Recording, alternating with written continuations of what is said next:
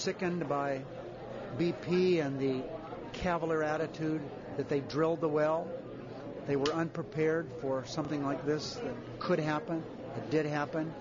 We're going to be dealing with this for years to come. Outrage over the Gulf oil spill spreads across the country, and the long holiday weekend proved only more frustrating for crews trying to cap that leak. Good evening, everyone. Thanks for joining us. Oil continues to pour out of that well at an amazing rate with no end in sight. They've already tried several different methods to fix it, but all have failed. As Gerard Romalo shows us, one UNLV professor believes he knows how it can be stopped, and he's hoping someone will listen to his idea. Okay, so here, this would be sort of main leak, broken part leak here, and then different holes. One of the BP solutions was to just cover it. It's a crude illustration, but with some simple tubing and a faucet, Professor Michael Pravica, an expert at high-pressure physics, was able to show us exactly why each of BP's attempts to plug the Gulf oil leak have failed. For 6 weeks now, up to 800,000 gallons a day have spewed into Gulf waters. BP has tried a number of fixes, including inserting a smaller siphoning pipe. But as you can see, I'm still leaking incredible amounts of oil through the bottom pipe. And how about the so-called top kill?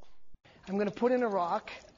Okay, the rock gets expelled. So far, it's estimated more than 20 million gallons of crude have spilled, creating the largest oil disaster in U.S. history. Those who think that we were either slow on our response or lacked urgency don't know the facts. But Professor Pravica isn't convinced. He believes the wrong scientists are working on the problem. And even more disturbing, he believes BP is trying to spare the wellhead and its infrastructure. He says his solution is as much common sense as it is science, sort of like applying pressure to a bleeding wound.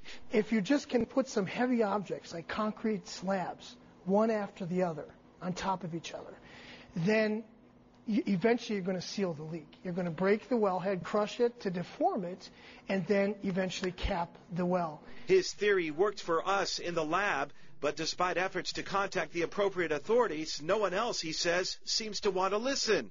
In the meantime, our once pristine Gulf continues to be swallowed by oil. Gerard Romalo, News 3.